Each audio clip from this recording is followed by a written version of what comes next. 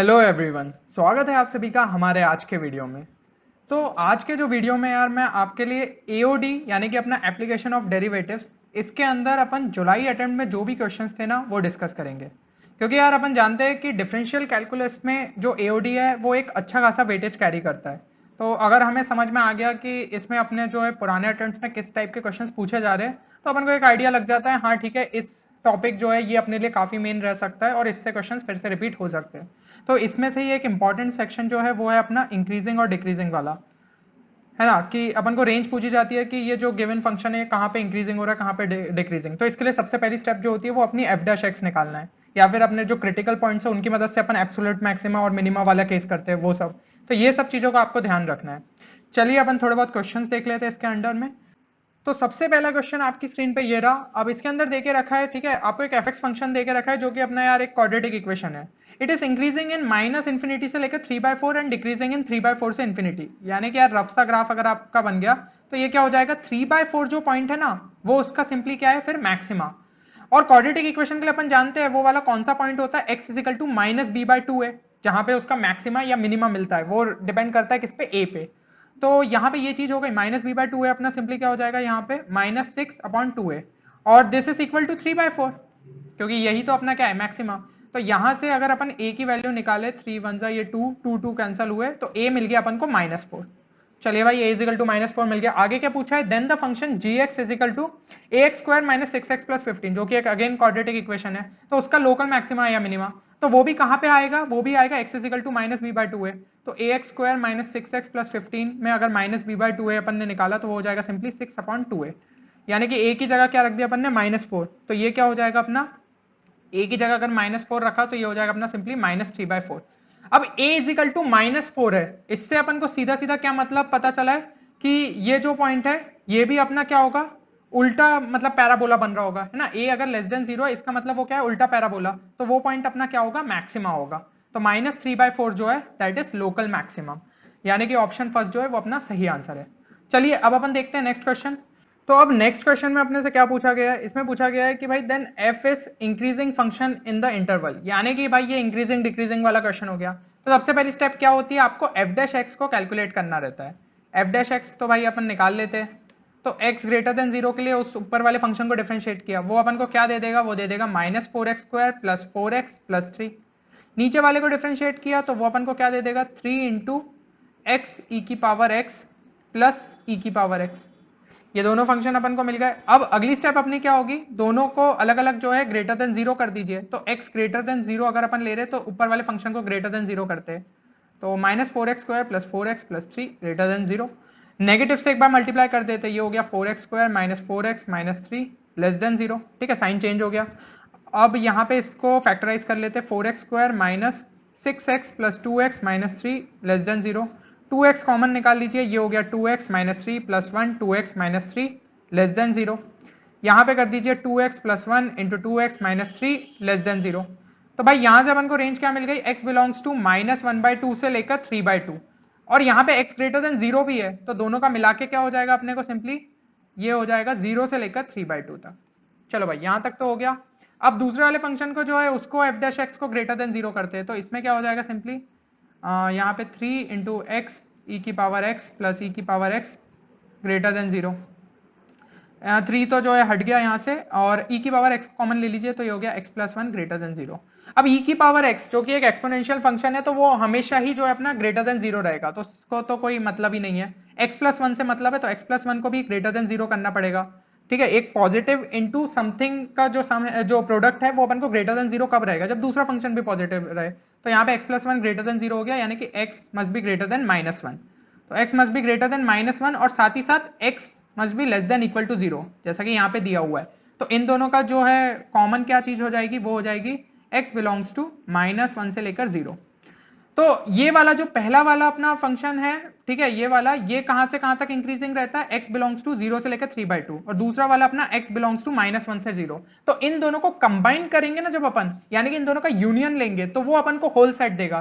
क्योंकि इतने रेंज के अंदर ही तो अपने को, जैसे x ग्रेटर देन 0 के लिए जो है ये वाला डिफाइंड है, तो ये फंक्शन यहाँ पे इंक्रीज हो रहा है और x less than equal to 0 के लिए ये यहाँ पे इंक्रीज हो रहा है, तो दोनों को ही अपन को आंसर में इंक्लूड करना पड़ेगा। तो फाइनल आंसर अपना क्या हो जाएगा इन दोनों को मिला के? ऑप्शन 3, -1 से लेकर 3/2। तो ये चीज का आपको यहाँ पे ध्यान रखना था। अब अपन देखते हैं नेक्स्ट क्वेश्चन। तो नेक्स्ट क्वेश्चन क्या है?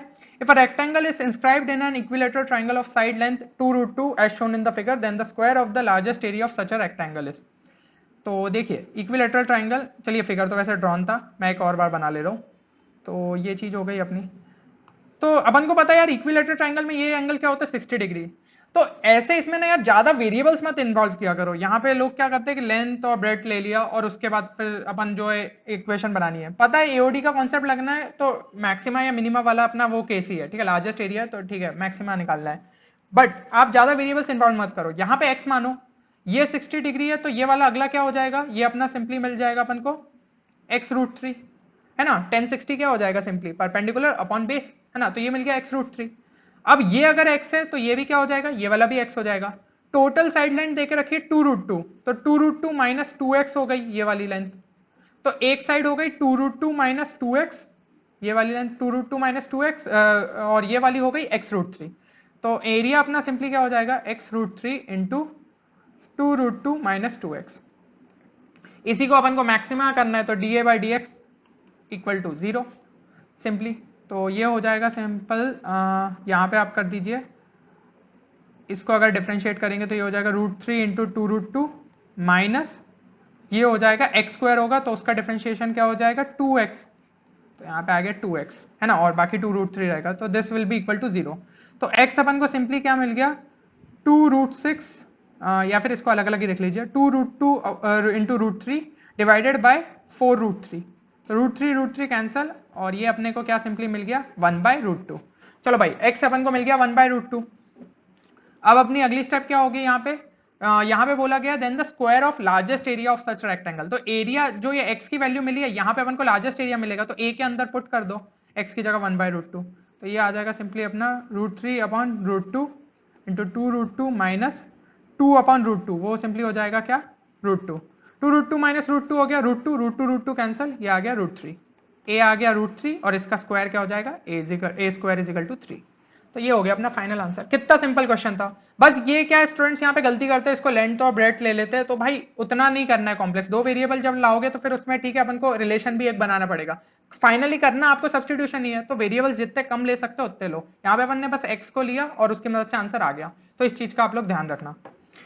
अब ये चीज हो गई। चलिए अब नेक्स्ट क्वेश्चन देखते हैं। तो नेक्स्ट क्वेश्चन में क्या देख रखा है? एक फंक्शन जो है वो ट्वाइस डिफरेंशिएबल फंक्शन है such that fx is equal to integration of a से लेकर x gt dt for a differentiable function gx if fx equal to 0 has exactly 5 distinct root.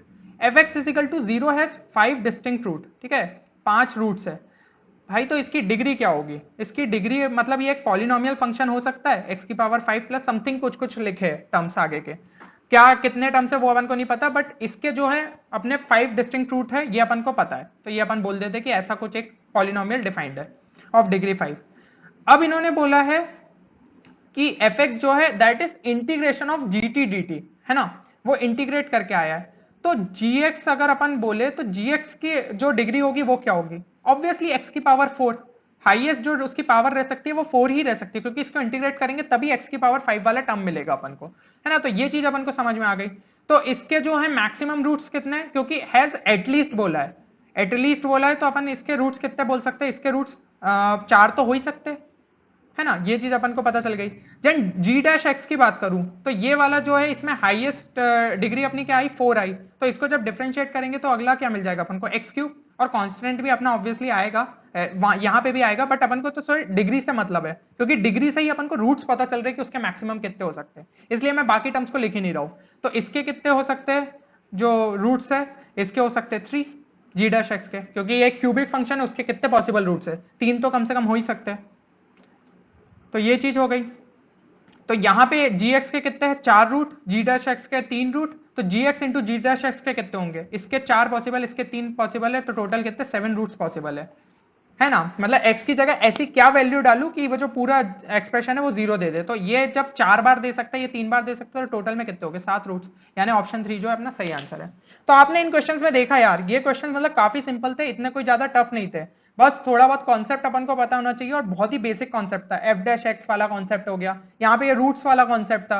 अपन को ये पता होना चाहिए कि एक पॉलिनोमियल को इंटीग्रेट कर रहे तो उसकी क्या पावर हो जाती है, एक बार डिफरेंशिएट करें कौन सी पावर, तो कितनी बेसिक चीज थी।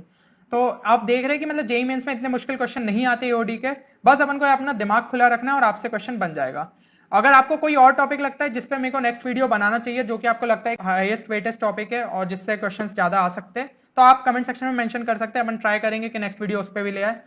तो फिर मिलते हैं अगले किसी नए वीडियो में नए शॉर्ट ट्रिक कॉन्सेप्ट या स्ट्रेटेजी के साथ। तब तक आप लोग अपना ख्याल रखिए और प्रिपरेशन जोर शोर से करते रहिए। Thank you everyone.